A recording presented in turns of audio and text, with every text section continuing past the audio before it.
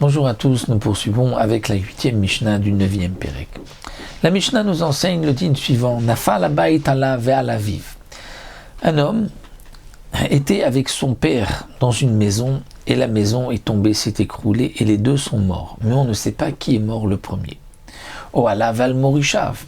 Ou bien, une maison est tombée sur lui et sur un de ceux qui lui lèguent un héritage.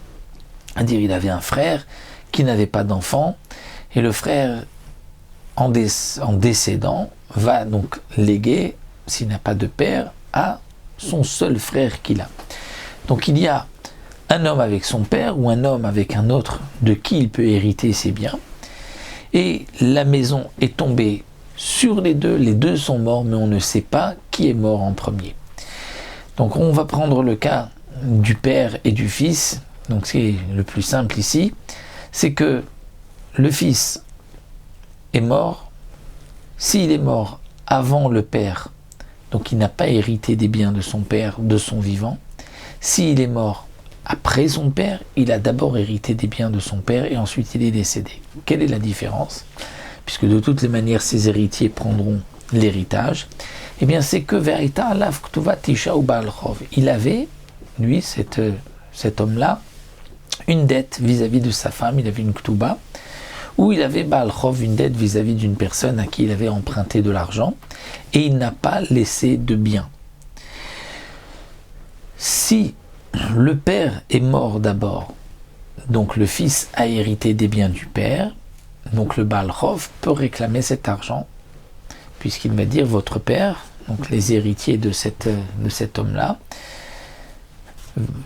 le Baal Chov va dire aux héritiers, votre père a d'abord reçu l'héritage de son père, donc de votre grand-père, donc il me doit cet argent, ensuite il est décédé, donc avant que vous preniez cet argent, je vais me faire payer. De même pour la ktuba d'une femme. Yorshea vomrim aben metrishon varkar metav. Les héritiers du père vont dire non, le fils est mort en premier et après le père, après le grand-père. Et donc, au moment où le fils est mort, il n'avait rien, donc le Baal Chov ou la femme qui a la ktuba ne peut rien réclamer. Lorsqu'ensuite le grand-père, donc le père, meurt, eh bien les petits-enfants vont hériter.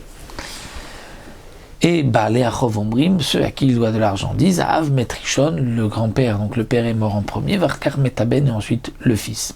Et donc, on va reprendre ce qu'il nous doit.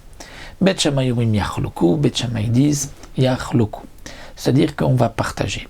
Pour Bet Shammai, le shtar haomed, c'est-à-dire le shtar chov de la dette, qui vient prendre son argent, c'est un peu comme s'il a déjà pris son argent, donc il est lui aussi mourzak.